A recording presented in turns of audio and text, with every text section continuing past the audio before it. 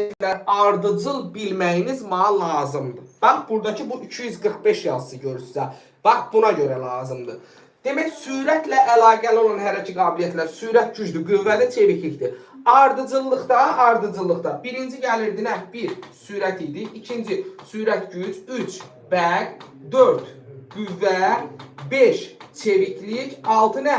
Dözümlük. İndi baxın, sürət gücü neynədir bu? Sürət gücü neçəncidir? İkinci. Qüvvə neçəncidir? Dördüncü. Çeviklik neçəncidir? Beşinci. Yəni sizə sürətlə əlaqəli olan hərəkət qabiliyyətlər hansılardır deyəndə 245 olaraq yadınızda saxlayın və 2-də nəyin olduğunu bilirsiniz onsuz da.